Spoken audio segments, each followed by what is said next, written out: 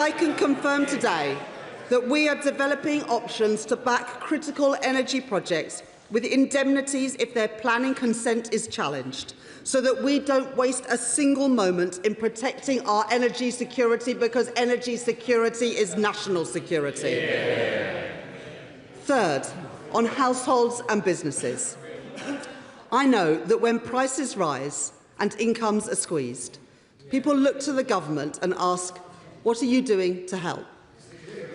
That's why, since the election, we have delivered and funded 30 hours of free childcare to working parents, wages rising faster than prices for every month that I have been Chancellor, and free breakfast clubs being rolled out at our primary schools. From next week, the 2-child limit gone. Day one sick pay in, and another rise in the national living wage. Prescription charges frozen, train fares frozen, the fuel duty frozen, and the state pension increasing next week by £575. And for businesses, £4.3 billion in business rate support. The Regulation Action Plan cutting admin costs for businesses. And the supercharger discount, followed next year by the British Industrial Competitiveness Scheme to take money off business energy bills. But I know that there is more to do. On trade, I can confirm to the House that we are aiming to conclude negotiations with the EU this year on the sanitary and phytosanitary agreement, which will directly impact food prices in our shops. And I have asked officials to look at where there are targeted reductions to agri-food tariffs, which can help bring down food prices too, balancing this with implications on domestic producers and food security. And later this week, I am holding meetings with supermarkets and with banks to discuss how they can further support their customers. We have a world-class competition and consumer protection regime. And since my last statement, the Competition and Markets Authority have stepped up their statutory monitoring of fuel prices, and I will update on fuel pricing within the next month. They are working with government to monitor the cost of household essentials for both price rises and disruption, and they've launched a market study into heating oil. Today, I can announce that we are going further to make sure that the Competition and Markets Authority have the powers that they need that were denied to them by the previous government to detect and to crack down on price gouging, bringing in a new anti-profiteering framework and considering time-limited, targeted powers for the CMA and other regulators. This week, the Business Secretary and I will convene the Regulators' Council to discuss their work to protect consumers. Because let me say again, this government will not tolerate any company exploiting this crisis at consumers' expense. Finally, I want to update the House on how I am preparing for this conflict as it goes on. I know that families and businesses are worried about the impact of rising prices. I have said that we will be responsive to a changing world and responsible in the national interest. And today I want to set out in more detail what that means. First, responsive. We don't yet know what the full impact of this conflict will be. So we must be agile in responding appropriately at each moment. We extended the 5p fuel duty cut, and we have pushed out the cheaper fuel finder, empowering people to avoid rip-off prices and chasing down the last few filling stations to reach 100% compliance. And when wholesale kerosene prices more than doubled overnight, we stepped in with £53 million of support to those who needed it most within a matter of days. And from next week, households will benefit from £150 off of their energy bills, thanks to the action that I took in my budget, with a price cap giving households certainty on their bills until July, ahead of the winter months when people use 78% of their gas. Second, We will be responsible.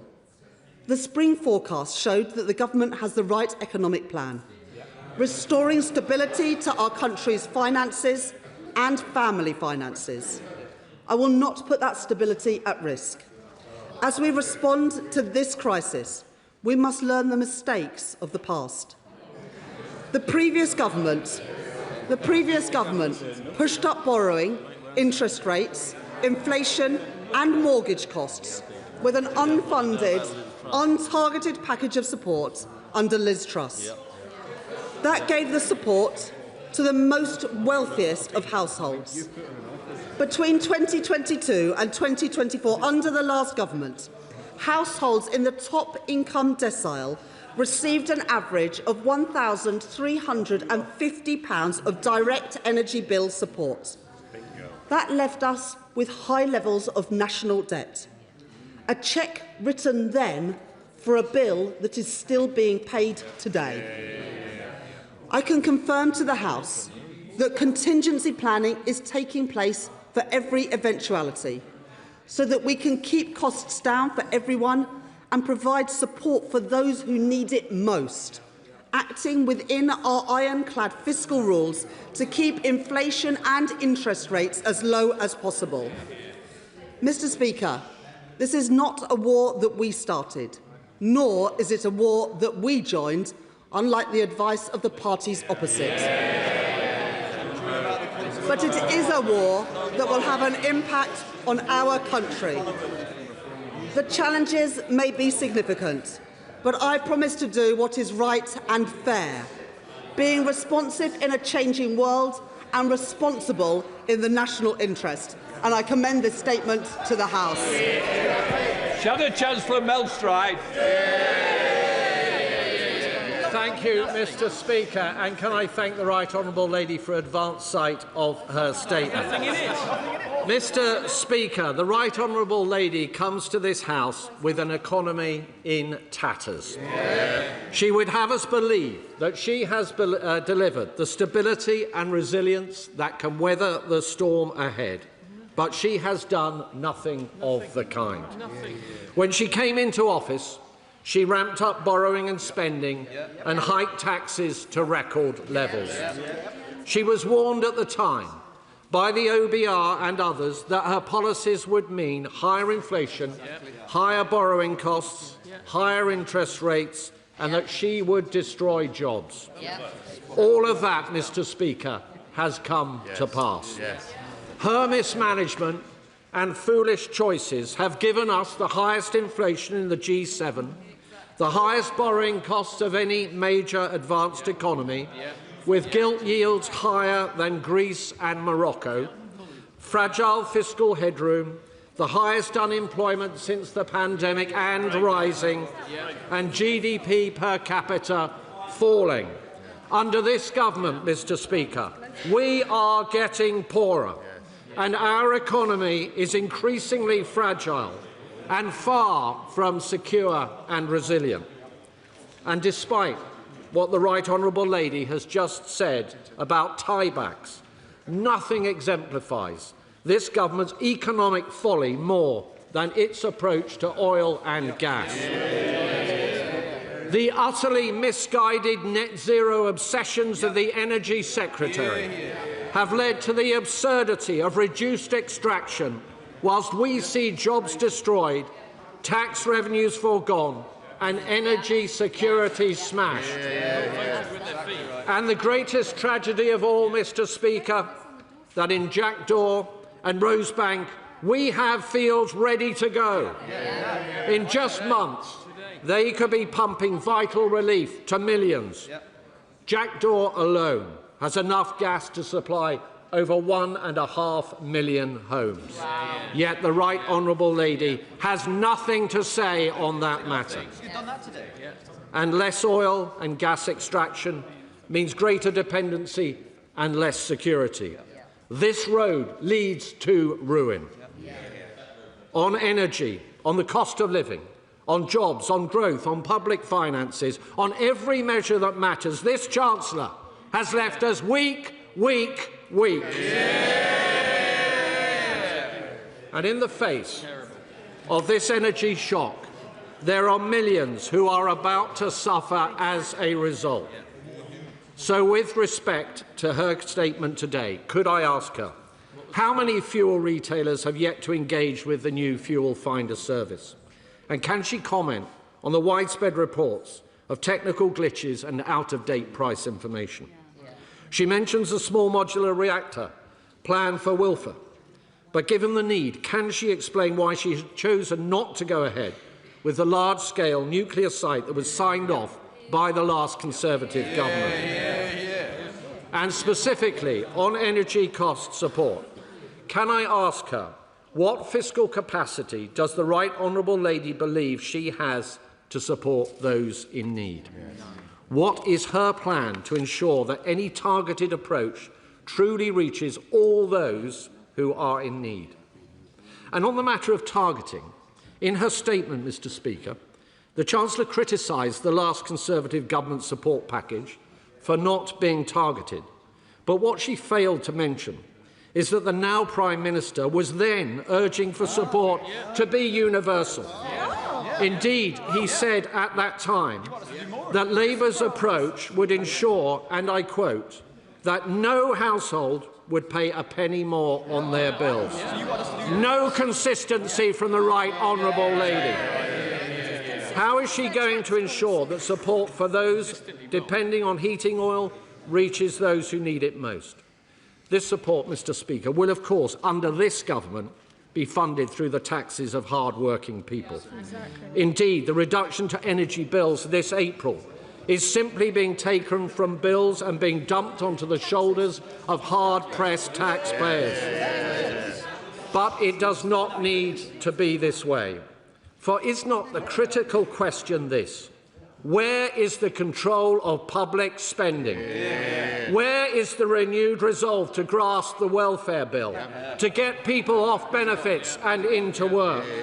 I will tell you, Mr. Speaker, it is nowhere, because the Right Honourable Lady is a captive of her own backbenchers, and she has brought our economy one step from its knees. She knows it, the country knows it, and now we must all brace ourselves for what is to come. Not from a position of strength, as the Right Honourable Lady is so desperate to have us believe, but from a position of weakness, of her own making. Chancellor of the Exchequer. I think that statement only revealed that the Shadow Chancellor is utterly out of his depth.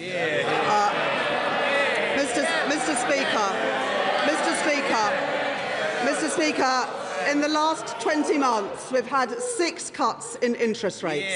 We have more than doubled the fiscal headroom compared with the headroom that I inherited from the party opposite. For the first time in 6 years, our deficit is less than 5% of GDP, and wages have increased by more than inflation for every single month that I have been Chancellor of the Exchequer, compared to the record of the previous Conservative government, which is the only parliament on record where people were poorer at the end of it than they were at the beginning.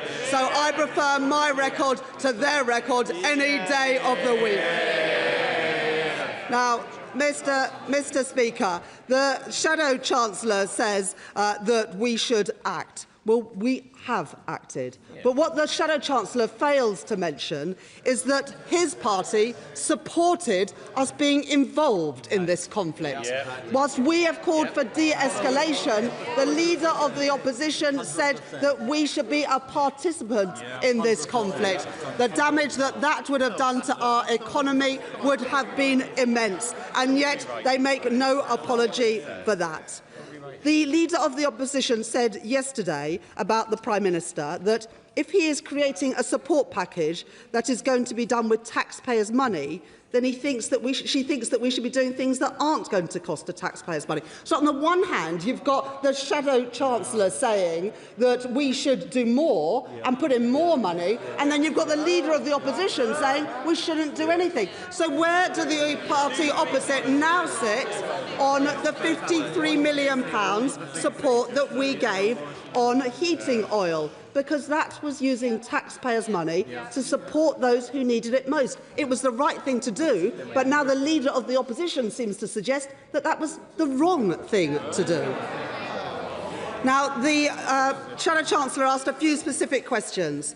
On the cheaper fuel finder that we have introduced, more than 90% of retailers have now signed up to it, and of that 90%, all of them are updating their prices regularly, and we, along with the Competition and Markets Authority, are chasing down the final few that haven't submitted their prices.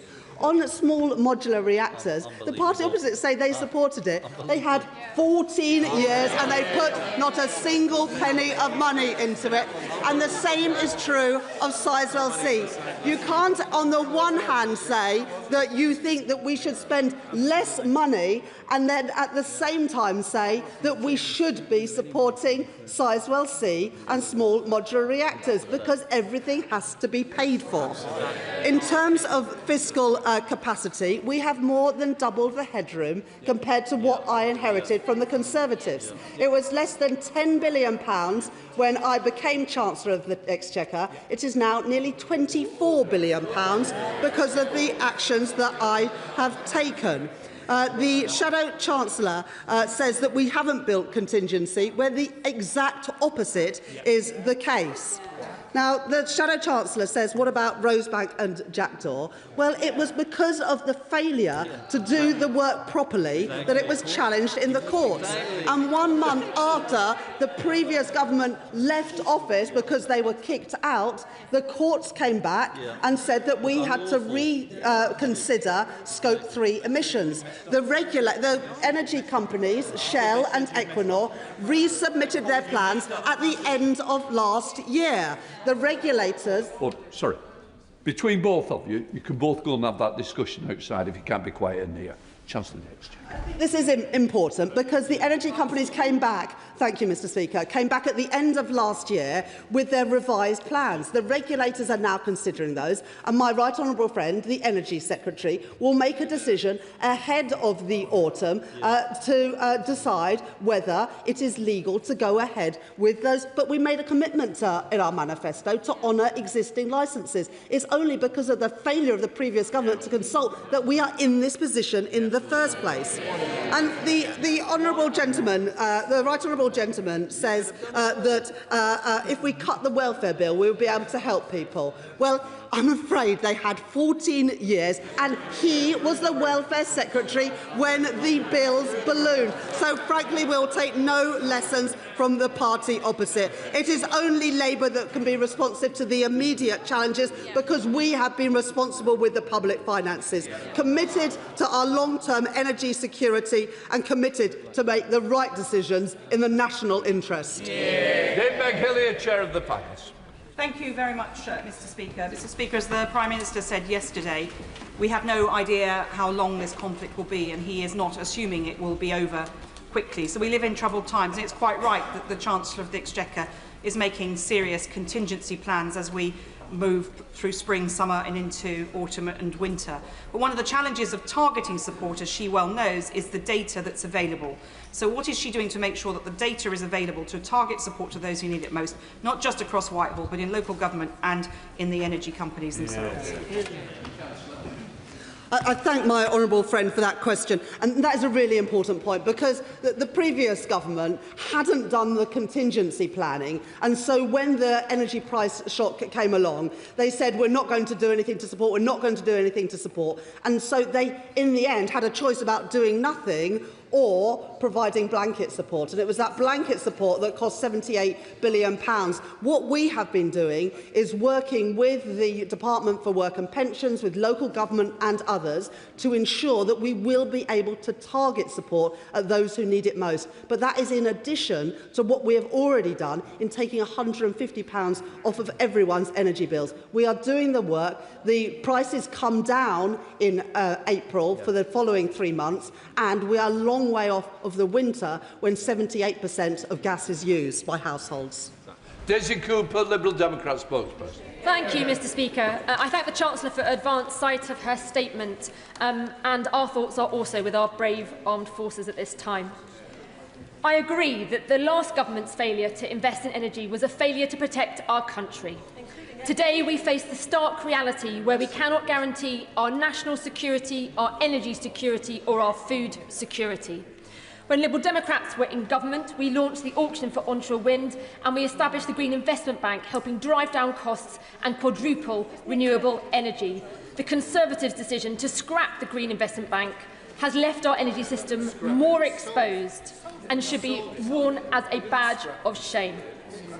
To shore up our energy security and to tackle the energy crisis, we Liberal Democrats have consistently argued for a three-pronged approach. First, to reduce energy demand by incentivising households and businesses to invest in energy efficiency without the tax penalties built into the business rate system or prohibitive upfront costs. Second, to fix the broken energy market that is unfairly inflating prices, especially for small businesses on our high streets. And third, to provide targeted support for the most vulnerable and for those with the highest energy needs. So I urge the Chancellor to consider our proposals to create an energy security bank to offer low-interest loans for energy-saving improvements for households and small businesses, to reverse the cuts to home insulation programmes and to exempt business investment in energy efficiency from business rates calculations. Whilst action from the Competition and Markets Authority is welcome, it is not enough.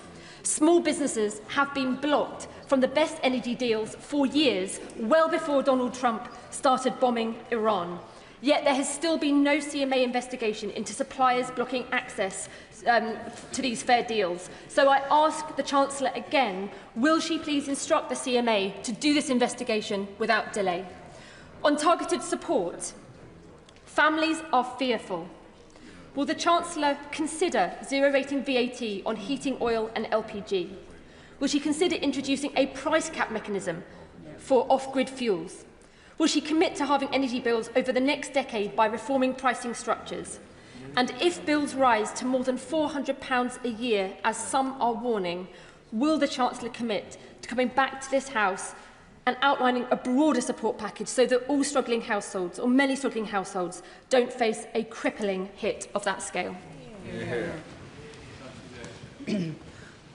I thank the Honourable Lady for her questions.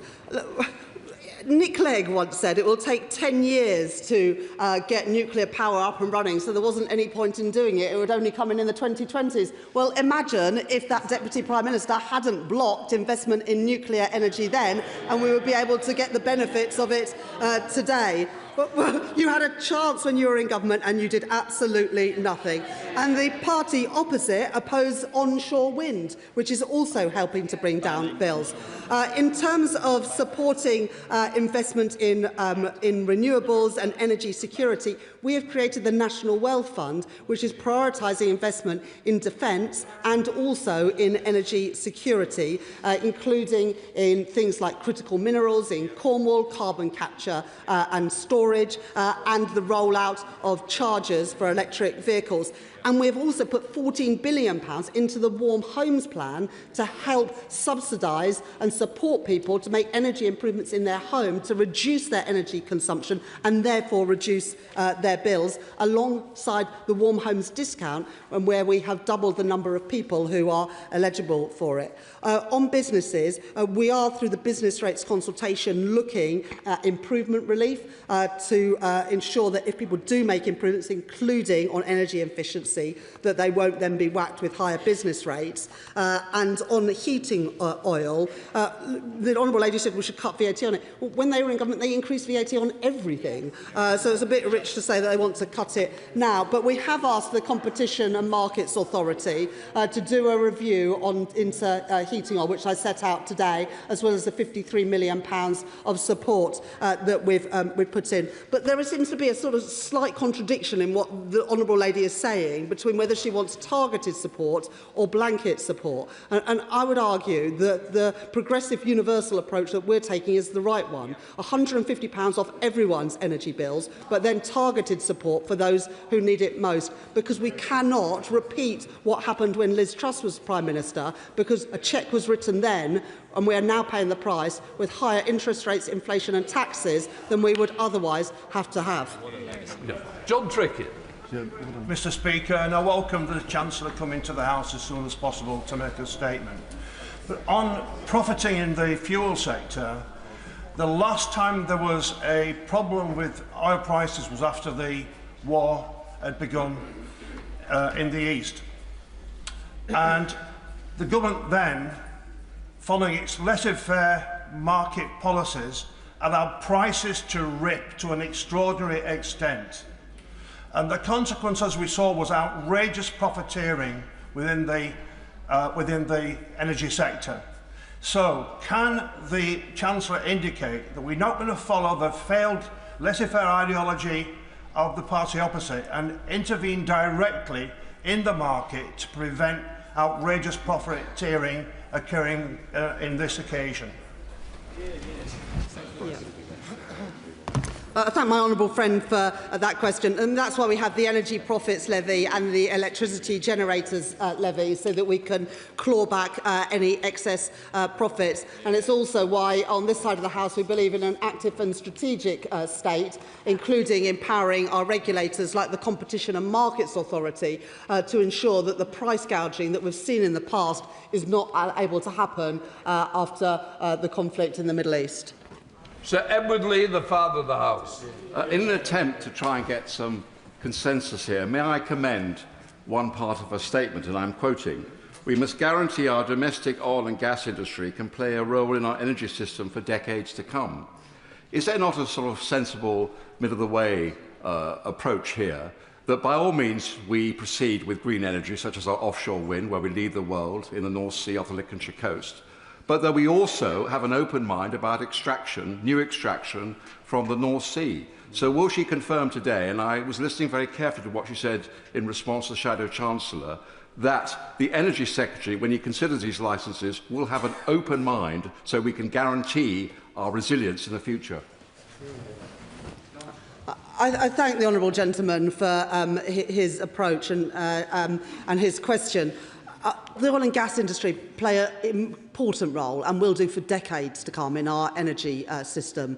We very much welcome the jobs that they create, the tax revenue that they provide, but most importantly, the energy security that they offer. At my budget last year, I set out the new North Sea oil and gas strategy, which includes allowing the use of tiebacks or infills on existing sites. Now, for the reasons that I explained, we now have a quasi-judicial decision that the Secretary of State for Energy and Net Zero has to take on Rosebank and Jackdaw. But of course he will approach that with an open mind, because this government does recognise the importance of our oil and gas sector. Ready? Thank you, Mr. Speaker. Would my right honourable friend agree with me that the essential truth is that the government has introduced a package of measures to make the poorest families in Glasgow and across the United Kingdom better off, whereas the party opposite proposes to plunge these families back into extreme poverty? They left us with ridiculous levels of debt and the weakest defence since the 1930s, and their record is absolutely shameful. Well, my honourable friend is right, but I would say it's worse than that, because it's the legacy of two awful governments in Scotland, one who made people poorer, and then the SNP government that fails to back our nuclear sector, which could deliver cheaper bills for people in Scotland. Sir Jeremy Hunt. Could I gently ask the Chancellor to be less partisan at a time of crisis? If she brings before the House, difficult measures that are right for the country, she will have the support of the whole House.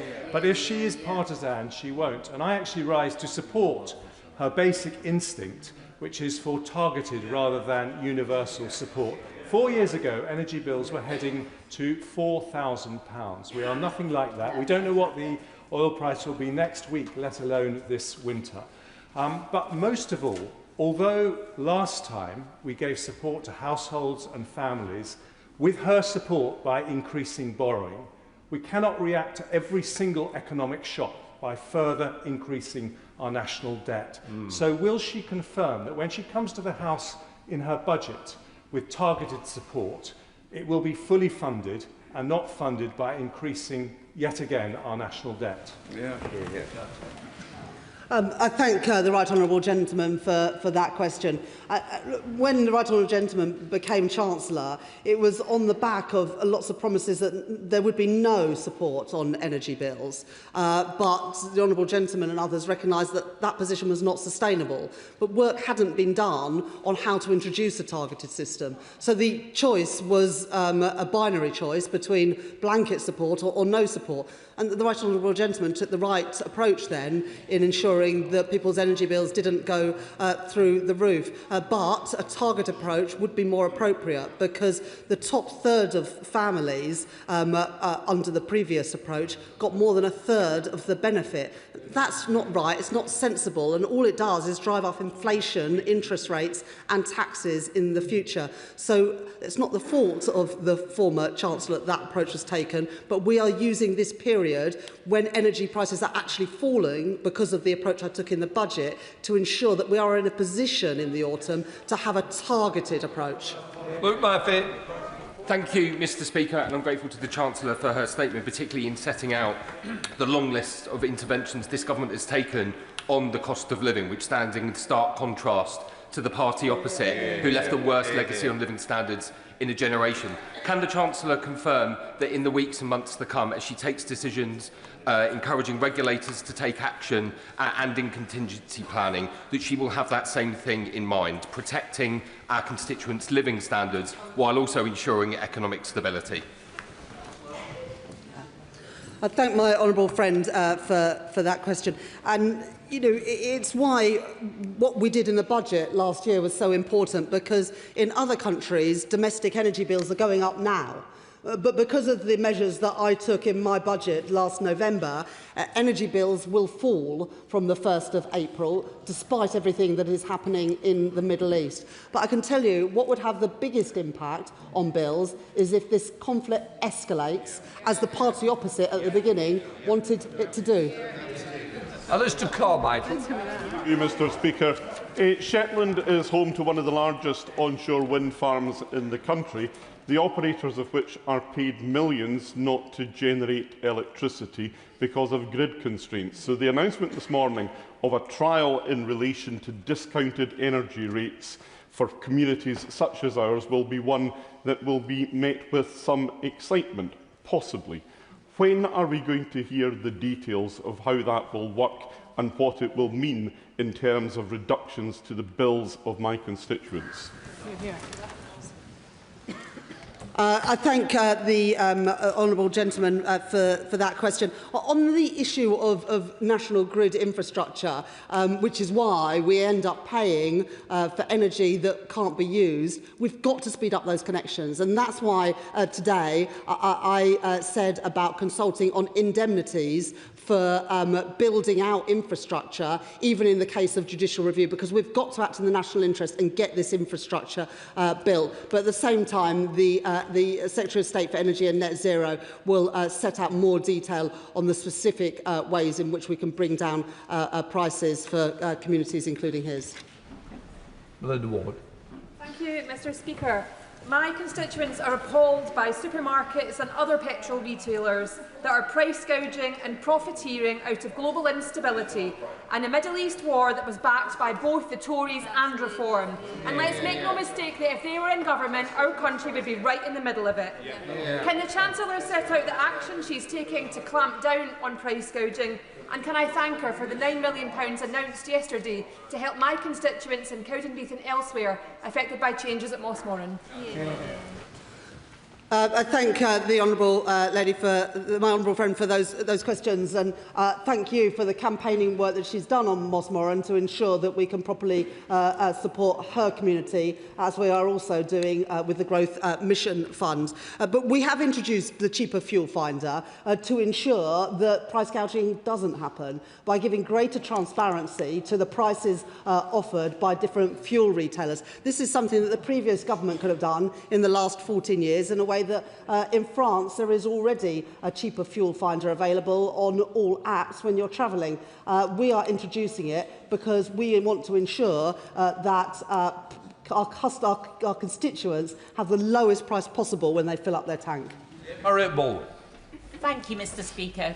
Given the current crisis, Does the Chancellor regret, in her first budget, increasing by £150 billion over this Parliament the unfunded borrowing that the Office for Budget Responsibility said at the time was one of the largest fiscal loosenings of any fiscal event in recent decades?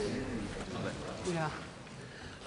The party opposite once believed in fiscal discipline, but that has gradually eroded over time. It is because of the fiscal rules that I introduced that we've been able to invest in Sizewell C and in small modular reactors. That was not possible under the fiscal rules of the last government. But I would also say that borrowing fell in the last year. That didn't happen under the last few years of the previous Conservative government. Rachel Reeves. Thank you, Mr. Speaker. I thank the Chancellor for her statement, and I'm sure she'll agree with me that the biggest concern is the intersection between poverty and food and energy price hikes for our constituents. Will she look, as she prepares ahead, to a warm homes prescription so we can protect people's health by keeping their homes warm, which also saves money, and also ensuring sufficiency in the crisis and resilience funds so local authorities can really invest in those in the greatest need? I thank my honourable friend for that question, and of course from next month families with children will benefit from the abolition of the two-child cap within the universal credit system. We've also doubled the number of people who can get the warm homes discount and put £14 billion into upgrading people's homes through the warm homes plan. But of course, as we look at targeted support, we will look at vulnerabilities within that. Very much, Mr. Speaker. The Chancellor has mentioned several times about households benefiting from £150 off, but I have a constituent on the phone this morning who's been told that his energy bills are still rising and they are not seeing the savings that the Chancellor is talking about. What conversations is she having with energy companies to make sure that they do actually benefit from that fall in bills that she is very keen to talk about? Well, I'd be very happy to see the particular details of that constituent because energy companies are, both through fixed and variable tariffs, passing on the £150 reduction that I brought in the budget by getting rid of the eco levy entirely and moving other levies from bills onto general taxation. So happy to look at the particular circumstances, but on average people should be getting a £117 cut in their energy bills from April the 1st. Jim Dix. Thank you, Mr. Speaker, and can I thank the Chancellor for her statement. We have indeed, as she says, made good progress on stabilising our fiscal and economic situation since the election in 2024, most notably increasing the headroom available in our public finances, but as a result of the last government failing to invest in sustainable energy and nuclear, we are much more exposed to price shocks than we could be. Would she agree with me that it's vital that we do all we can to protect the most vulnerable in our community, such as constituents of mine in Dartford, from the price hikes in energy that will result from this Middle East war? I thank my honourable friend for that question, and for his constituents in Dartford and around the country. There have been 6 cuts in interest rates since the general election, and more than doubling of the headroom means that we have a bit more room for manoeuvre in the face of shocks. But I would also say, because of the actions of this government, gas is setting the price for energy a third less than it was just 4 years ago because of the investment in renewables that this government are making. John Glenn. Thank you, Mr. Speaker. I welcome the targeted nature of the measures announced, but 3 weeks ago it looked like inflation was going to return to the level that the Right Honourable Lady inherited when she took office in July 2024. That no longer is going to happen. But also, we see now the cost of borrowing, and given we're spending well over £100 billion a year on debt interest, what assessment has the Chancellor made of the implications of higher inflation and higher borrowing costs for the public finances? I thank the right honourable gentleman for that question, and it is because of those concerns and not wanting to put any upward pressure on borrowing costs or inflation that we are looking at what targeted support can be offered rather than the blanket support the previous time that energy bills went up. The Bank of England offered their assessment on potential impacts on inflation, but as the Governor of the Bank of England has also said, the upward pressure on inflation because of the conflict in the Middle East is tempered somewhat by the action that I took in my budget last year, which reduces inflation between 0.4 and 0.5 percentage points, taking some of that upward pressure on inflation off. Dan Cobb. Thank you, Mr. Speaker, and can I thank the Chancellor for her statement. Can I ask her to do something for a specific group of people, and that is people in the private rented market who have to rent their home, and especially in more deprived communities like mine, their energy bills are going to go up, but still their biggest outgoing each month will be their rent. And it is too often exploitative in areas like mine. We had rent controls in this country from the First World War up until the dying days of Margaret Thatcher. What can she do, thinking outside the box, to tackle this issue? I thank my honourable friend for that question, and I recognise that in his constituency, like mine and many others, more people are in private rented accommodation than own their own home. One of the reasons why we introduced the Renters' Rights Act, opposed by the party opposite, is to give people greater certainty and to be able to challenge increases in their rents, as well as greater rights over eviction to exactly help constituents of his and all of ours. Dougal. Thank you, Mr. Speaker. Just 3 weeks ago at the spring statement, I cautioned the Chancellor that significant fiscal intervention would be required to protect businesses and households in the face of this war in the Middle East. And she said at that time that thanks to her actions, the finances of the UK were in robust condition. Now she prevaricates in order to protect those self-same public finances. The two things can't be true at the same time. 13% of constituents in Angus and Perthshire Glens are on oil, 5% in Scotland, 2% in England and 0% in Leeds West and Pudsey. Perhaps that's why she's provided 53 million to support oil users, where that won't even touch the sites.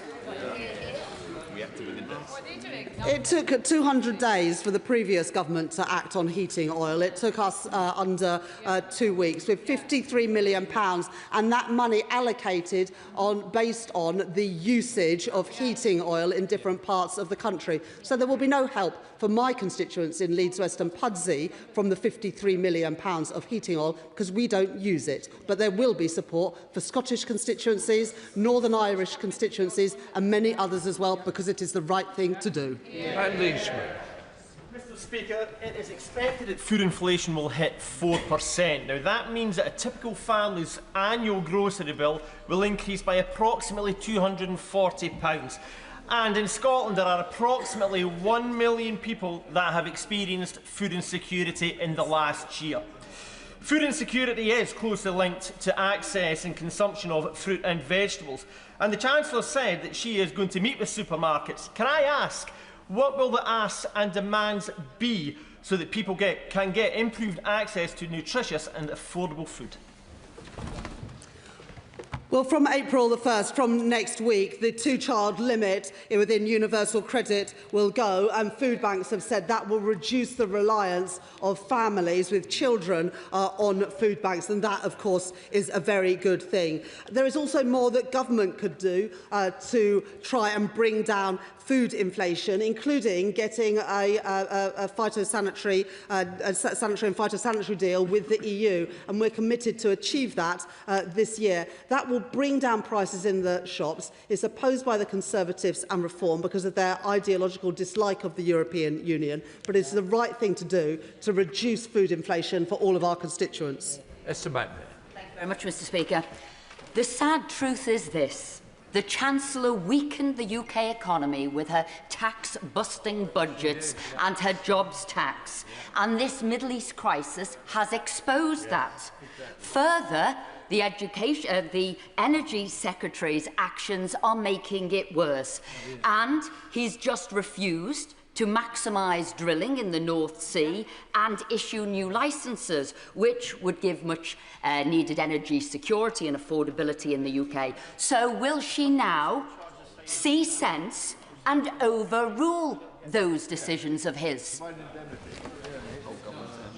Since I became Chancellor, we've had 6 cuts in interest rates, and for every month that I've been Chancellor, wages have risen faster than prices compared to the previous Parliament, when people were worse off at the end than they were at the beginning. And if the Right Honourable Lady believed in energy security so much, why was she part of a government that refused to fund small modular reactors or Sizewell C and opposed onshore wind, the cheapest form of energy? If she believes in energy security, she should back it. Andrew Cooper. Speaker, my constituents are being exploited by unscrupulous petrol retailers who are not letting a crisis go to waste. A BP in Winsford, unleaded is 10 pence more per litre than the cheapest in the area. At Shell in Middlewich, it's 15 pence more per litre. Does the Competition and Markets Authority have the power it needs to clamp down on this unscrupulous behaviour? So we've introduced the cheaper fuel finder to ensure that you have information like this, and most crucially, your constituents have information like this. Already in France, you can see on any map, on an app on your phone or your sat-nav, the different prices of petrol at different filling stations. And that is where we will be in just a few weeks' time, once we have got that technology to work with those companies. The previous government had 14 years to do something like that. Other countries have, but we were without that facility. Being able to do that means that all of our constituents can make sure that we fill up at the cheapest cost. Obviously, you didn't mean me, I know that. Don't worry, Gavin Robinson. Thank you very much, Mr Speaker. May I thank the Chancellor for recognising the disproportionate reliance on home heating oil in Northern Ireland, but recognise that the £17 million made available for 500,000 homes reliant on oil equates to £34 per household, and there's no data to target that support. The £81 million available from the Renewables obligation for electricity, we were told by the Prime Minister and the Northern Ireland Secretary of State that that could be targeted, and yet Treasury officials are blocking that. I would ask her to look at that again. She's made the commitment not to reinstore the 5 pence of duty on fuel. Could I ask her to look at red diesel? Could I ask her to look at taking a look at the rebate for red diesel to help support construction and transport and haulage and energy regeneration in our country, to stimulate those parts of our economy that have a disproportionate reliance and have lost the support they so gravely needed? I thank the honourable gentleman for that question. On heating oil, thank you for what he said, and obviously a disproportionate amount of that support has gone to Northern Ireland, given the greater reliance, and we encourage local authorities to use that money to target it at those who need it the most, and at the same time to ensure that everybody is supported. The Competition and Markets Authority are doing an urgent review to make sure there is not price gouging going on. But we acted in a matter of days on heating oil, and that was the right thing to do. On red diesel, when we froze the fuel duty, we also took action on red diesel, but of course happy to ensure that the relevant minister meets with the honourable gentleman to talk further about what needs to be done. Well, let's speed it up. Harpreet Tupple. Mr Speaker, the Chancellor will be aware that we have a strong manufacturing sector in Huddersfield and in Yorkshire, including in defence and SMEs, but they are feeling the pressure of rising costs, and the Middle East war has seen input prices go up and disrupted supply chains. So can I ask how she's particularly supporting manufacturers? My honourable friend is right about the importance of manufacturing in Huddersfield and more widely across Yorkshire. From the beginning of April, we are introducing the supercharger, which will take £420 million off the energy bills of the most energy-intensive industries, and the British Industrial Competitiveness Scheme comes in next year, which will help, I think, over 5,000 businesses. I'll tell the chance. Thank you, Mr. Speaker. The fuel price shock that we're seeing caused by Trump's reckless war, highlights just how risky it is for the UK to be locked into these global fossil fuel markets. And of course, the CCC just recently pointed out that the cost of achieving net zero by 2050 is less than the cost of a single fossil fuel price spike, reinforcing the point we need to invest in the clean green technologies and get ourselves off being hooked on fossil fuels. Now, we've got a key problem in the UK because gas is coupled to electricity prices. Decoupling those prices is crucial. Will the Chancellor look at the report last week from Commonwealth that points out that decoupling could be achieved right now and would save households at least £200 each? Yes. Thank the honourable lady for that question, and I agree that de-escalation is the best way to reduce bills for families and businesses. I would just gently say to the honourable lady, we want investment in renewables, and that's why we introduced the Planning and Infrastructure Act to make it easier to build them, but her party voted against that, which is keeping people's bills higher than they need to. We have had a third reduction in gas imports, and gas is setting the price of our energy something like a third less than it was just 4 years ago. And the electricity generators levy and the energy profits levy is ensuring that excess profits are taxed, and we can use that money to support the public finances and public services. Justin Matters. Thank you, Mr. Speaker. The consumer-focused, pragmatic approach by this government is such a contrast to the rhetoric of some on the benches opposite, who would only see military action escalate and be in no doubt that it would be our constituents who would pay the price for that. So in respect of the CMA, I welcome the report this morning about what action they're taking to tackle rip-off debt fees, but that report took several years. So in respect of the new powers that the Chancellor's announced today from the CMA to tackle price gouging, can she confirm that the CMA will be able to act swiftly, nimbly, in real time to tackle companies who seek to exploit this particular crisis? I thank my honourable friend for that question, and it's absolutely right. The gung-ho approach of the party opposite would have made this crisis worse, not better. And our approach, diplomatically, has been to de-escalate this crisis at every stage, in part because we don't want that cost of living impact on families. In terms of the Competition and Markets Authority, as my honourable friend knows, we met them a couple of weeks ago to talk through what more can be done with cheaper fuel finder, to roll that out, to investigate the impact on heating oil, and within the next few weeks the CMA will be coming back after that investigation and looking more widely about how to keep prices down for all of our constituents. Thank you, Mr. Speaker. The £474,000 awarded to Dorset Council last week as part of the Chancellor's announcement is welcome, but I must tell her it really won't touch the sides, and more is going to need to be done to support rural communities. Unwillingly and unwittingly, the government is going to be profiteering from this by having a massive hike in VAT and duty take. Could I urge the Chancellor, because this would not add to government borrowing, to ring-fence either in whole or great part those excess receipts that she will be receiving, to ring-fence to support rural communities across the country as they face into this cost of living crisis? Good question.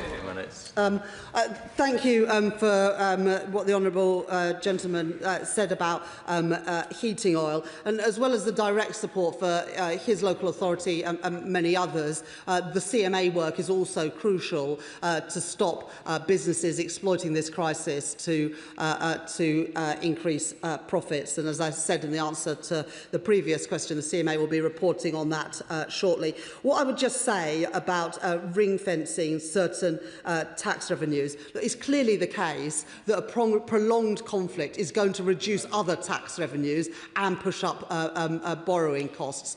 So it's not possible to ring-fence a particular tax for a particular use because other tax revenues are going to be coming down. But the whole reason we have the energy profits levy and the electricity generators levy is to have some sort of stabilisation in the system to bring in money to support the government and our constituents when it's most needed. And of course we'll be using it to do that. Speaker, can I thank my right honourable friend for the serious approach he's taken to this conflict, unlike the hokey-cokey approach we've seen from the party opposite. Peterborough is willing to play its part developing our energy infrastructure, and we've already had £1 billion worth of private investment to upgrade the gas networks based out of Peterborough. But my constituents will know the price hike is not just about what's happening now in the Middle East. It's about a decade where we have not built the energy infrastructure this country needs. Will she reassure me that her plans today will speed up new nuclear, speed up investment in renewables and get this country building the energy infrastructure we need if we have to tackle this for the long term? Thank my honourable friend for that question. And it's great to see that investment coming into Peterborough, supported by my honourable friend in the gas networks. And that's in stark contrast to the party opposite, who got rid of our gas storage facilities, stalled on nuclear, stalled on renewables, and as a result has left us more vulnerable to an energy price shock. Question, Ben Lake. Speaker, what contingency planning is taking place to support non-domestic energy bills, especially in rural areas such as mine, where a great number of small businesses, community organisations rely on heating oil and LPG? The best thing we can do to support households and businesses, and I'm sure he will agree, is to de-escalate this crisis and bring it to an end as quickly as possible. But as I've set out in my statement today, I will not tolerate businesses price gouging and earning excessive profits because of the conflict of the Middle East. That's why we've got the CMA with new powers to ensure that that doesn't happen, and why we are targeting support at those who most need it. Can I? Point of order, Sir David Davis. Thank you, Madam Deputy Speaker. After the financial crash in 2009, a banker called Tom Hayes was wrongly sent to prison. Last July, the Supreme Court overturned his conviction, and in January they instructed the government to pay him just shy of £300,000. He has still not been paid, not because the government is disputing the sum, but because they can't agree amongst themselves which department should make the payment. So he cannot get an answer as to what's going to happen with him. I cannot get an answer. I don't even know which minister to approach because of the dispute, the wrangle going on inside the government. I've written to Lord Chancellor. His department tells me I'm not going to get an answer at least until the middle of next month. So can you tell me, Madam Deputy Speaker, how I can establish the responsible department so that this House can get a proper answer to how this injustice is going to be resolved? Can I thank the right honourable member for his point of order? In the first instance, he may wish to consult the clerks in the table office for advice as to how he can best elicit a response. But he might also like to raise this with the Leader of the House at Business Questions, who will then be able to ensure that the question is directed to the correct government department. Point of order, Sir John Hayes. Very grateful, Madam Deputy Speaker. And I rise as the chairman of the all-party group on acquired brain injury, concerned about the news that 287 patients from a hospital in Northampton are to be reallocated across the country. NHS England have told local health bosses the hospital isn't fit for purpose, and so they must reallocate these people. Many are brain injured. The member from Northampton South is very concerned about this because many are his constituents.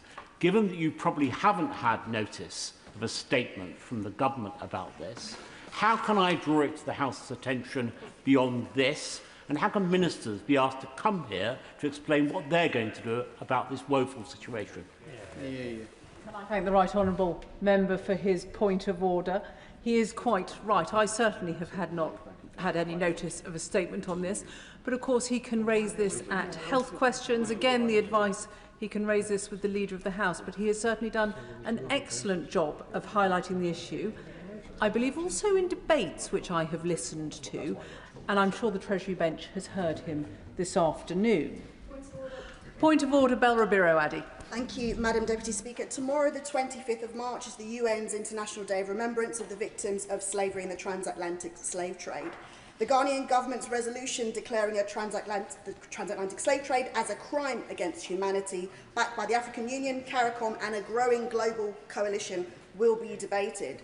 Given our nation's central role in the trafficking and enslavement of African peoples, a vote against would be a betrayal of every life it consumed. This House has never debated this. How can we be certain that our UN vote reflects the will of this Parliament and, more importantly, the will of this country? Madam Deputy Speaker, how can we ensure decisions of this magnitude taken in our name receive the democratic consideration they deserve before a vote is cast? Can I thank the Honourable Lady for her point of order? As she will know, the government conducts diplomatic relations in the United Nations under Crown prerogative. Nevertheless, she has placed her concerns on the record and the front bench will have heard them. Of course, as this House has not debated the issue, she might do well to apply for a backbench business debate, or alternatively to raise it in Westminster Hall, or indeed with the Leader of the House at business questions. Which brings us to the 10-minute rule motion. Kirstine Sullivan. Thank you, Madam Deputy Speaker. I beg to move that leave be given to bring in a bill to require that personal protective equipment procured and provided by public sector and associated bodies must comply with standard BS 30417 2025 or an equivalent specified standard and for connected purposes. I bring this bill to the House today as a proud member of the GMB Union. We all know the importance of personal protective equipment. It is the final defence against unavoidable risks in the workplace. But what's not always appreciated is that employees across the UK are routinely working without fit-to-form PPE, compromising safety and hindering productivity. BS 30417, developed by the British Standards Institution, is guidance that puts fit-to-form PPE as a consideration at every stage of purchasing, supply and use. Madam Deputy Speaker, our workforce is not homogeneous. Employees are not all male, 5'9" and 85 kilos, and even then, PPE is often designed for a taller man. Whether preparing food, handling chemicals, building houses, healing patients or fighting fires, too many are given inadequate PPE. Boots too big, they become trip hazards. Gloves too large, they can't grip properly, or high-vis jackets so cumbersome they restrict movement. While some employers offer inclusive PPE, it's time for us to put our money where our mouth is. Enshrining the BSI's new PPE standard or the industry equivalent in public procurement sends a very clear message to employers and manufacturers that the future of work and PPE is inclusive.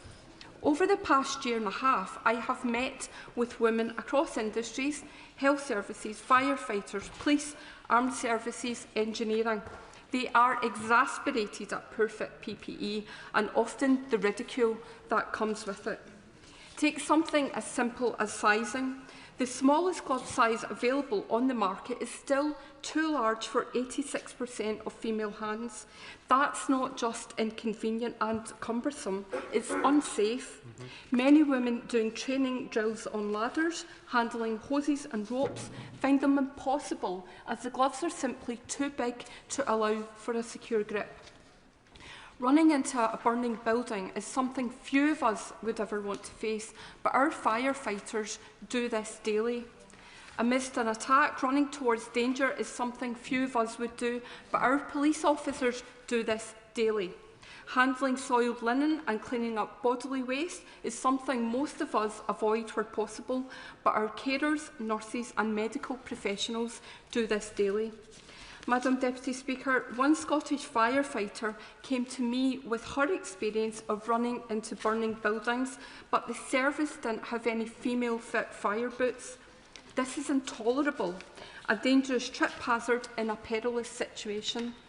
In basic frontline protection, we are failing women who are putting their lives on the line. And the horror stories go on. Stab vests, predominantly designed to fit men, they're simply inadequate to fit the body shape of female police officers. Ordinarily, they're too big and too loose. When running, the stab vest slides up and down, hitting against their neck and chin, an encumbrance slowing them down in moments of danger. In one case, a knife slipped under a police officer's garment and she was hospitalised with severe stab wounds. Alternatively, officers are forced to tie them so tight it impairs their breathing.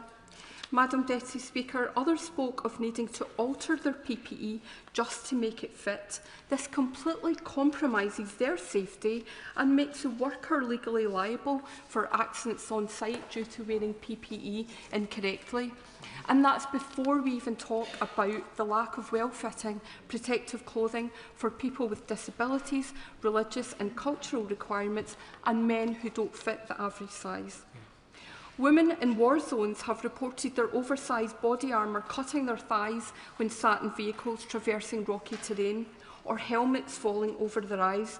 We should not expect our service personnel to enter combat zones if we cannot deliver the body armour and fitted head protection that can save lives.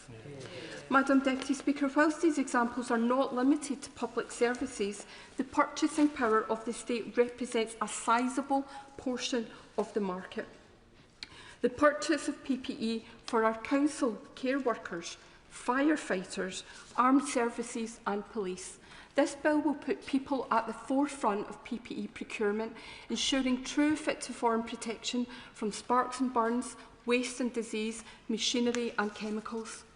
Madam Deputy Speaker, I would like to give special thanks to the people who put so much work into the new BSI standard and helped me learn all things PPE, a subject that was not my forte but has soon become a passion project. Firstly, the BSI drafting panel, superbly led by Sarah Gibbs and Natalie Wilson, and I'm grateful for the inspiration of Roshi Hussain for challenging PPE straight from graduation into various construction sites. Robbie McGregor for all his help, and the GMB team, Mel and Lindsay, for bringing their campaign for inclusive PPE to employers and to the workplace. I must also place on record my thanks to my parliamentary assistant, Angus Walker-Stewart, who very diligently followed me down this rabbit hole. I will also take this opportunity to wish the British Standards Institution a very happy birthday, and it's a big one, 125 years of standardising our rail gauges, plug sockets and now PPE. Madam Deputy Speaker, I want to conclude my proposal of this bill by bringing it back to where I live and where I come from politically. International Workers' Memorial Day falls on the 28th of April every year. In Bathgate, where I live, we gather in Balbardy Park. It is most beautiful in the springtime, with the cherry blossoms welcoming visitors to the park. Now designated a Park of Peace, this old colliery site saw at least 23 fatalities during its operation. International Workers' Memorial Day's motto is Remember the Dead, Fight for the Living, and this new inclusive PPE standard allows us to do just that and help ensure that those who go to work return home once again. With an ambitious plan to upgrade infrastructure and build 1.5 million new homes, this Labour government can lead by example and enshrine BS 30417 or equivalent at the heart of public sector procurement.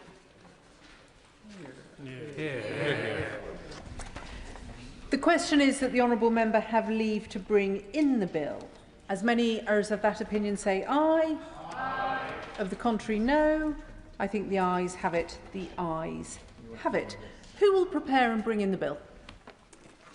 Patricia Ferguson, Mike Reader, Susan Murray, Chris Kane, Douglas McAllister, Joanna Baxter, Tracy Gilbert, Elaine Stewart, Lillian Jones and myself, Madam Deputy Speaker. Kirstine Sullivan.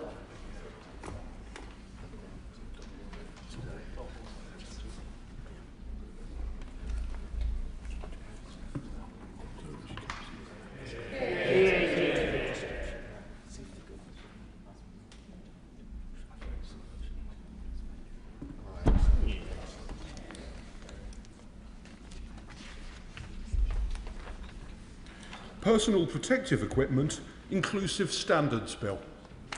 Second reading what day? Friday, 17th of April. Friday, the 17th of April.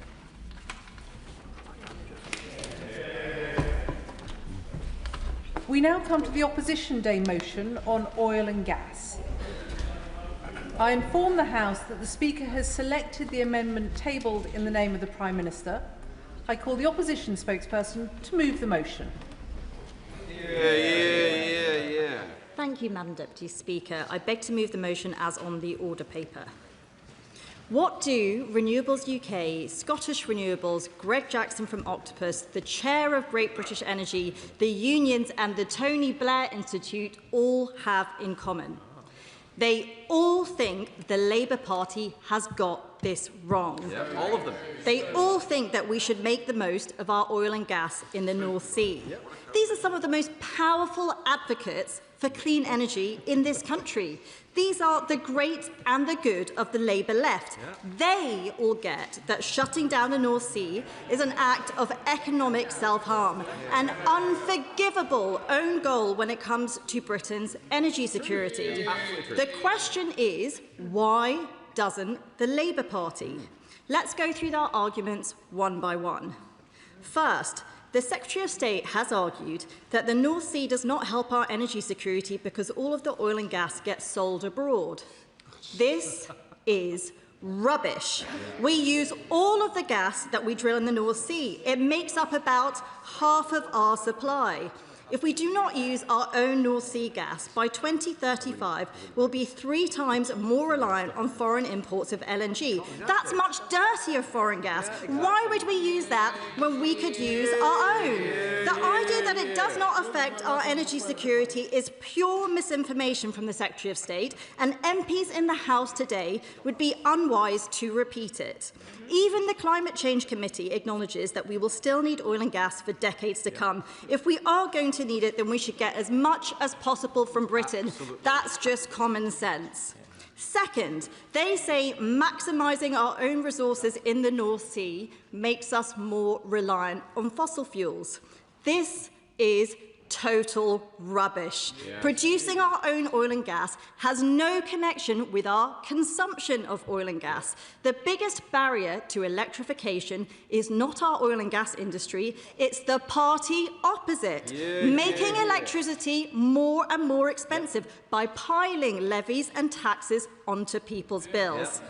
Using electricity to heat our homes or drive our cars can help us make us resilient during a price spike, but the problem is our electricity is too expensive.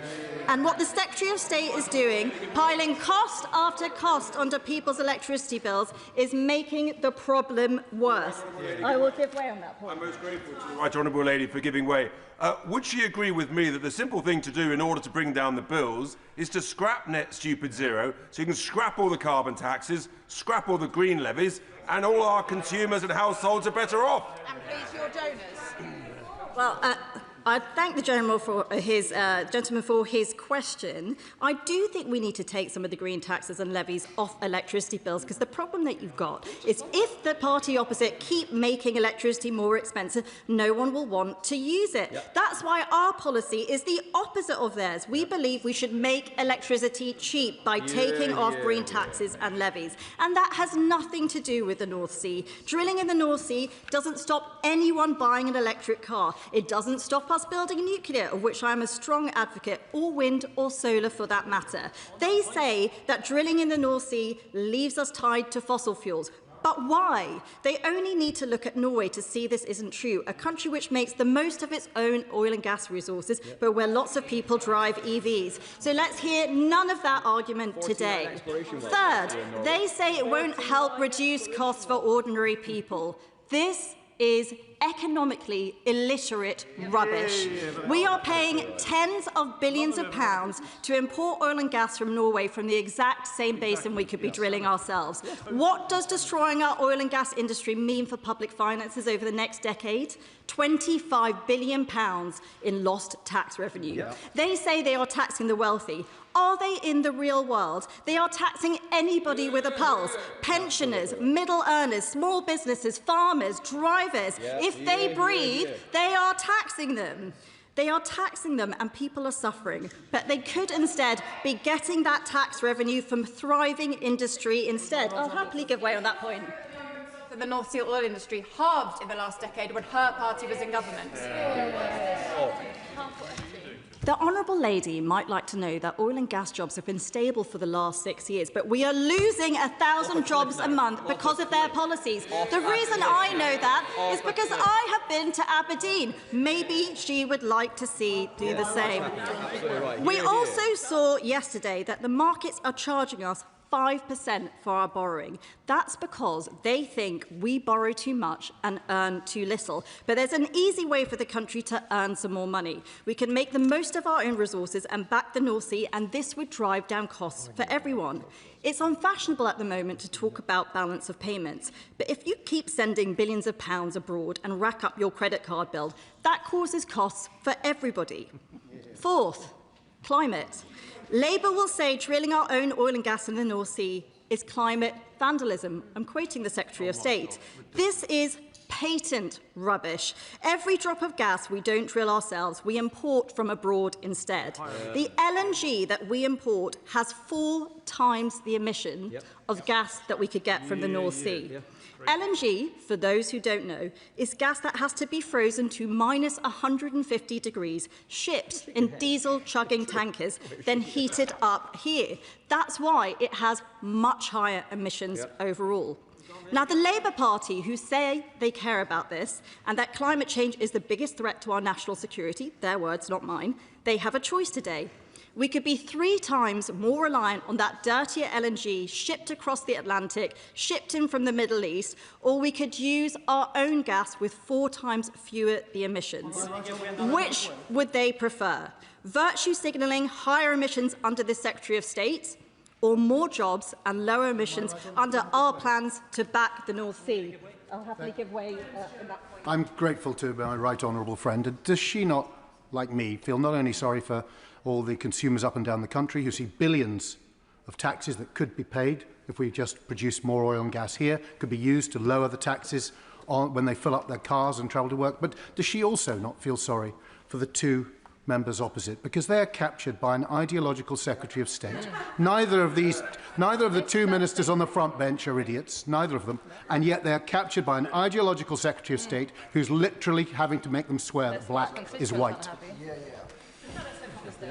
I thank my right honourable friend, and these are 2 Scottish MPs. They have been to industry. They know what people in those areas are saying. They know the jobs that are being lost. And the question is, when the answer is so blindingly obvious, when we could use things that we make in this country rather than using dirtier imports from abroad, the question they need to ask themselves is, why can't their Secretary of State see the truth? Fifth, they say new fields will take too long to get up and running. This is dangerous, short-termist rubbish.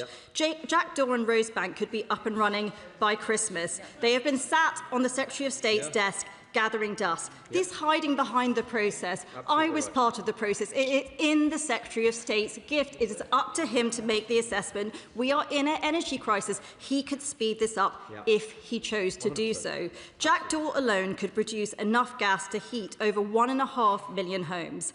As their own Chancellor commends Norway and Canada for drilling more.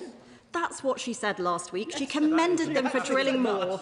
She said every country must do its part by generating more oil and gas. They should ask themselves why their party position seems to be support the oil and gas industry anywhere but Britain. Right, I'd just like to clarify whether the Honourable Lady agrees with herself when she was Shadow Energy Minister that nobody's saying that net zero was a mistake. Net zero in the round was the eminently sensible thing to do. We need to decarbonise and we need to have an ambitious target to aim for. Well, I would thank the Honourable Lady, but I don't think it takes much effort to read out a whip's question. The question she needs to answer is why is she supporting a policy which is going to increase British emissions? She's supporting a policy which means that we're importing goods with higher emissions. That is what she's supporting today. 5 bad arguments which have been thoroughly disproved by people outside of this chamber, by people that they supposedly respect. 5 bad arguments spun by the Secretary of State which should be consigned to history. What the North Sea can actually give us is what it's been doing all along: stronger energy security, a stronger environment, a stronger economy. Are these not things that we want the next generation to have? And the question they need to answer is this: what reason does Renewable UK or their very own chair of Great British Energy have to back the North Sea if it doesn't give us these very things? Maybe, just maybe, it's time for them to admit that their Secretary of State has approached his role with a dangerous, blinkered ideology rather than being interested in the national interest. Maybe even they realise that they are once more being marched up the hill on the wrong side of history, on the wrong side of public opinion, when we all know there will be an inevitable U-turn from the Prime Minister and the Chancellor in a few weeks' time. It is mad at the best of times to not want to make the most of our own resources. This idea that you would ban industry if you think they can't change prices in this country. Let's be clear, that is an argument to shut down all business in this country.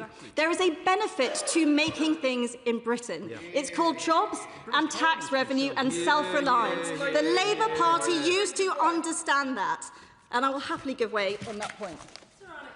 I'm grateful to my right honourable friend giving way. And on that point about security and growing it at home, I'm sure my right honourable friend shares my concern that in the push for renewables, we are entirely reliant on the processing being done in China, on the other side of the world. So when the party opposite talk about not being reliant on petrochemical dictators, they seem perfectly happy to be reliant on renewable dictators. My honourable friend makes an excellent point. In the trade wars that we saw last year, China limited the export of several rare minerals, which would be critical components in the renewable supply chain. Having an energy system which is dominated by renewables is having a system which is completely reliant on China. And that is why we think that is the wrong approach. It is mad at the best of times to not want to make the most of our own resources. In the middle of a supply crisis, it is completely unforgivable. And yet that's exactly what Labour MPs will vote for today. They are on the wrong side of history on this one. They should put their disastrous Secretary of State zealotry to one side, fast-track Rosebank and Jackdaw, reverse their disastrous bans and taxes, and put our energy resilience over their narrow political interests by backing the North Sea. And I will give way on that final point. Thank you, Honourable Lady, for giving way. Can I first of all thank the Shadow Minister and the Conservative Party again for bringing this forward. My constituents tell me very clearly, if we have oil, let's dig it and let's drill it and let's make sure that we get the opportunity of it.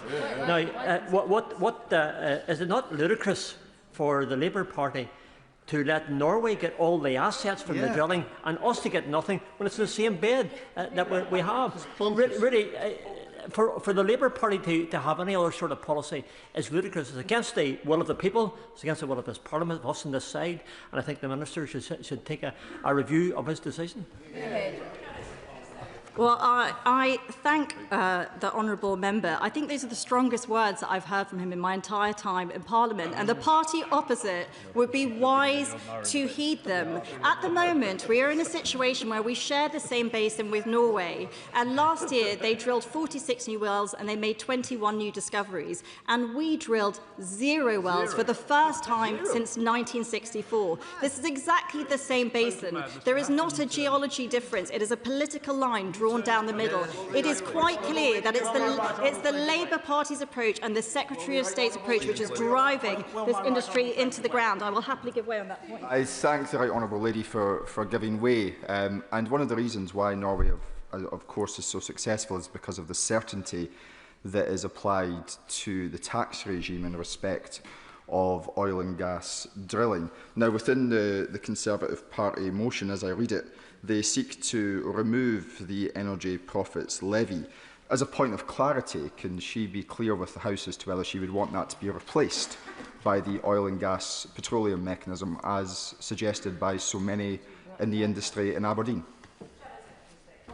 thank the honourable gentleman. I know his party has a checkered past in backing the North Sea, but what I will say is that I'd be happy to work with anyone to look how we can support the industry. My position is clear. At the moment, we are taxing companies at a marginal rate of 100%. We are banning new licences, the only country in the world to do so. We are making ourselves more reliant on dirtier gas from abroad when we could be using our own resources and taking in £25 billion of tax receipts. And that's why I urge the party opposite, the party who used to be the party of workers, they used to be the party of industry, they used to be the party that understood aspiration in this country, to put themselves on the right side of history and vote for the motion today.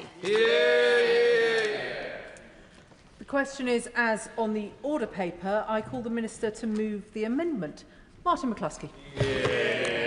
Thank you, Madam Deputy Speaker, and I beg to move the amendment standing in my name and the name of the Prime Minister and other honourable members. Madam Deputy Speaker, as I've said before many times in this House, the North Sea oil and gas sector is one of our great industrial success stories. We are proud of the role that the North Sea's workers and communities have played in helping to power our country and the world for decades, and we recognise the role that we recognise the role that oil and gas will play in our energy mix for decades to come, as well as the vast skills and experience of our offshore workforce. But as a government, we also have a duty to be honest about the challenges that we face, and the reality is that more domestic oil and gas production won't make us more energy secure and won't take a penny off bills. There is a lot of debate on this issue, so it's important to focus on the facts. And on that point, on the point of facts... So for giving way, because earlier today the Secretary of State refused to answer my question about why it is that the price of gas in the United States is between a third and a quarter of the price of gas here in the UK. Perhaps the Minister could help us all and help the British people, because this goes to the heart of it, about the price of gas and the size and cost of our bills. As the honourable member will know and will have heard me say earlier in this speech, the price of gas and oil is set on an international market, and extracting more from the North Sea would not make a penny's difference in terms of price in this country. The North Sea is a super mature basin that accounts for around 0.7% of global oil and gas production. Production has been naturally falling for more than 20 years, which means our North Sea no longer has the reserves available to support domestic energy demand. And crucially, any new licences now would not make any difference to people's energy bills, because regardless of where it comes from, oil and gas is sold in international markets where we are price takers, not price makers, and I'll give way. If we were to accept that argument, notwithstanding the fact that there are global markets and supply and demand leads to much lower prices in some places than elsewhere, but let's accept, for the purposes of this, let's accept that it makes no difference to the international price. It's billions of pounds in foregone taxes, which could be used to reduce prices, to reduce VAT, to reduce all sorts of impositions on the British people, saving not pennies but many pounds from ordinary people's bills. That's true, isn't it, Minister? Madam Deputy Speaker, what the party opposite wants to do is they want to remove a tax that is contributing £12 billion to the Exchequer, that is funding our public services, that is allowing us to invest in our schools, in our hospitals and other public services. And if they oppose that, they need to come forward with their own proposals. Allow me to make some progress. The only route to energy security and lower bills is to get off our dependence on fossil fuel markets, which we have no control over, and onto clean, homegrown power that we do. I'll give way. The Minister for giving way. There seems to be some sort of complete failure to understand how the gas market works. Because the gas market works on piped gas, it works on local markets, and it works on an integrated supply and consumption system. And yet he's addressing it as though it's shipped oil.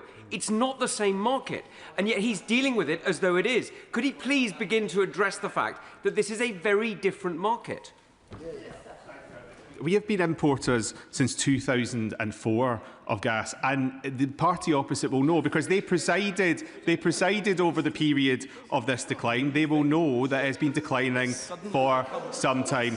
Allow me to make some progress. Recent events in the Middle East are yet another reminder of the need to speed up that transition and protect British people from these price shocks.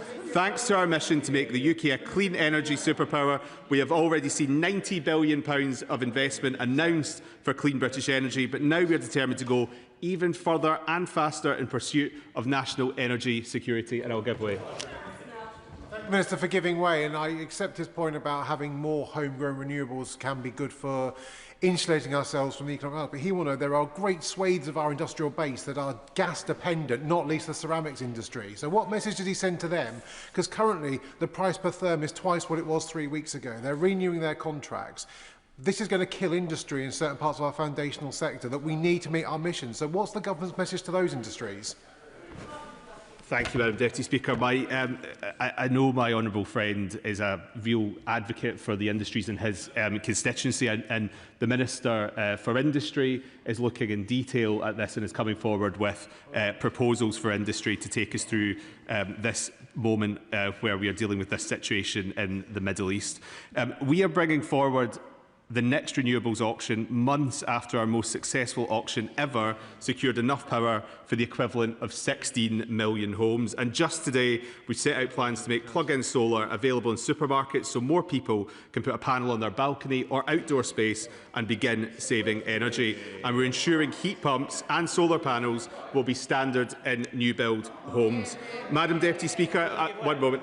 Madam Deputy Speaker, I also want to talk about the Energy Profits Levy, which has been mentioned by a number of honourable members across the House. Since its introduction in 2022, the Energy Profits Levy has raised around £12 billion.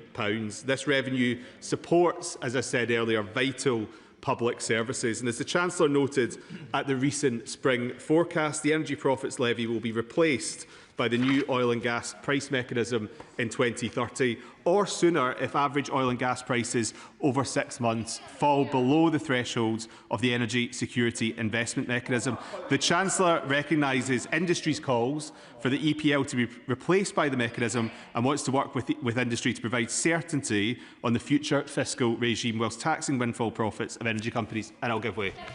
For giving way. On the Energy Profits Levy, the OBR's own forecast last year downgraded the income that they're expecting from oil and gas by 40% between March and November, and then another 20% between November and March this year. By 2020-30, we're now only expecting £100 million from a sector that used to bring home billions. That's because of the EPL, and that's because of the ban on licences, and that's the impact that Labour are having on the oil and gas sector. The honourable lady will know that this is a windfall tax on windfall profits. If there are not windfall profits, there will not be a windfall tax.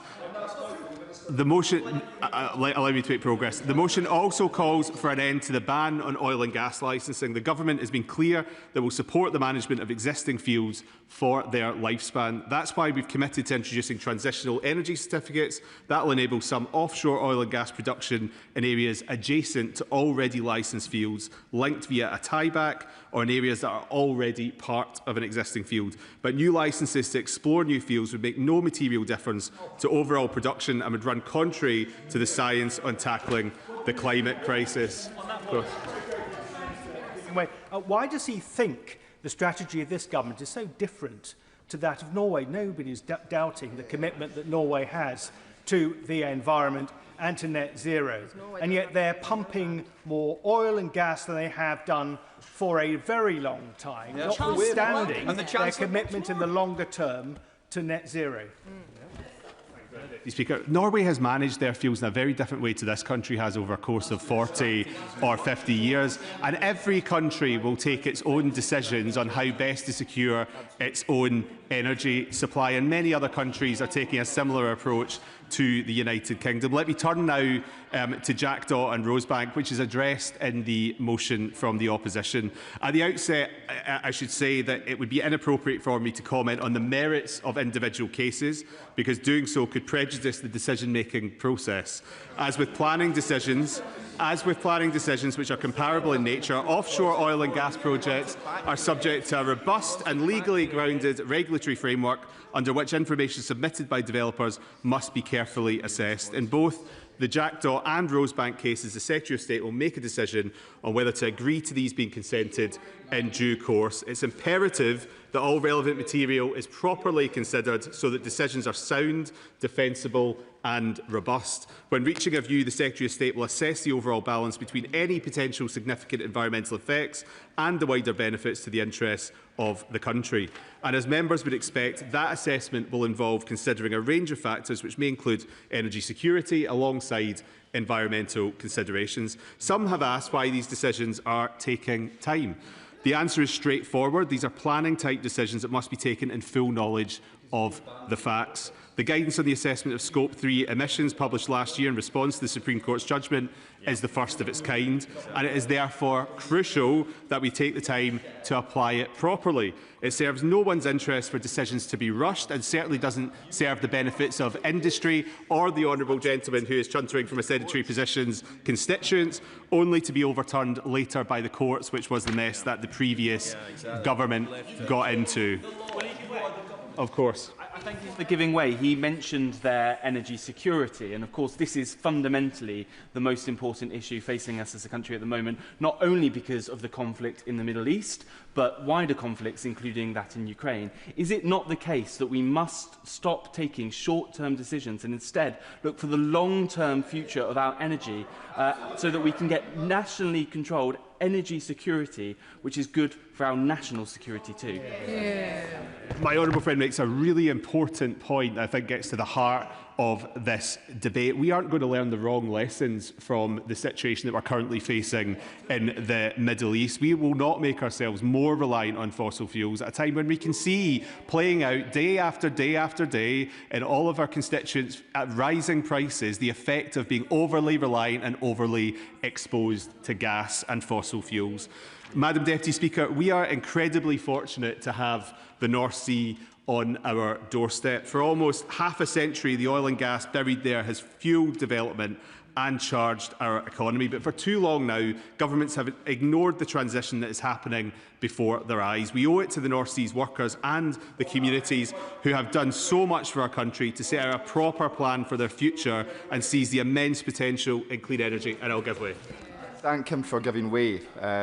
The workers who he's referring to have a very different take on his government's approach to the North Sea than he does. Indeed, I think they would be incredulous at the arguments that he's making today and his government have made over many months, because it is costing them their jobs.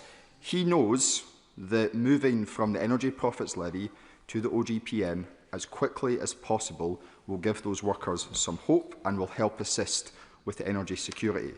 Is he or his department currently in discussions with the Treasury about making that happen? The Chancellor has had discussions with industry and will continue to have those discussions with industry. And that's right and appropriate way to conduct these decisions. And I was pleased to be myself in Aberdeen a couple of weeks ago talking to the same workers that he mentions. And of course we need to do as much as possible to ensure that oil and gas workers are properly protected through this transition, but that we also don't lose sight of the great potential, for example, in floating offshore wind, which will also provide a significant future for his constituents and for people across Scotland. As I was saying, the transition that is underway is the only way to get off the roller coaster of fossil fuels and build a more secure energy system. Following a consultation with businesses and communities last autumn, we set out the steps we're taking to unleash the North Sea's clean energy future. That plan recognises that our world-class energy workers and supply chains and the importance of supporting them through that transition. And I'll give way. Well, the Minister has been most generous. He'll know that Harbour Energy was the largest single producer in the North Sea. They're leaving. He will know that it's been devastating for so many workers in the industry. And he also knows that by all projections, in 2050, this country will still be dependent on oil and gas. Dependent on oil and gas in 2050, in all scenarios. Dependent. And yet, by not doing new licences, we will, by definition, be more dependent on foreign supply, much of it having to come through the Straits of Hormuz. How Can that make any sense? I don't think the Minister thinks it does, but I suppose he's forced to stand on his feet and repeat the nonsense that comes out of the mouth of his Secretary of State. I ask him. Thank you, Madam Deputy Speaker. I'm more than capable of forming my own conclusions, and what's in this speech are my own conclusions. And I would encourage the honourable gentleman to listen to what I've had to say throughout this. Harbour Energy is continuing to operate. He talks about dependence. The dependence that we are seeing at the moment is dependence on fossil fuels, is dependence on oil and gas, which has left every single one of our constituents across this House exposed to volatile oil and gas prices, exposed to higher prices. As in my response to my honourable friend earlier, the only way off of this is off the rollercoaster of fossil fuels, on to homegrown energy that we control where we can control the price. That is a responsible action from a government that's focused on the long term and not the short term, of course. Offshore Energy UK doesn't agree with him, because it said that at the current rate, with the government crashing the North Sea industry, we're going to be 3 times more reliant by 2035 for gas as we are at the moment. Is he right, or is Offshore Energy UK right? Minister. I'll say to the honourable gentleman what I said to his front bench last week, which is we need to stop, or the party opposite needs to stop talking down the North Sea. 1.1 million barrels a day being extracted. That is not an industry that is being shut down. That is an industry that is continuing to produce. Let me conclude. Just last week, the Minister for Energy met with our North Sea Futures Board in Aberdeen with representatives from industry, unions and local groups to discuss how we can drive a fair, orderly and prosperous transition. Madam Deputy Speaker, to conclude, net zero is the economic opportunity of the century, despite what honourable gentlemen on the backbench might say. This government will make sure that our oil and gas workers can take advantage of that opportunity while driving for energy sovereignty and abundance with clean, homegrown power. The original question was as on the order paper, since when Amendment A has been proposed as on the order paper. The question is that the original words stand part of the question. Before I call the Liberal Democrat spokesperson, just to alert members, there will be an immediate 4-minute time limit, which of course does not apply to the front benches. Pippa Halings. Thank you, Madam Deputy Speaker. And I think we do need to be clear that this energy crisis is in effect an oil and gas crisis, and shows us yet again just how dangerous our over-dependence on fossil fuels really is. Just as with Russia's invasion of Ukraine, the Middle East conflict shows how a single geopolitical escalation can send energy prices soaring, leaving households and businesses here in the UK exposed to shocks beyond their control. And history is now in danger of repeating itself. Families struggling with higher gas, petrol and food prices, while energy companies' profits surge. If the conflict continues, forecasts from Cornwall Insight suggest that energy bills could rise by £332 this July. A £332 Trump war tax on our energy bills. And yet what do we see is the Conservative Party's response? More drilling, more dependence, more of the roller coaster of volatile fossil fuel prices.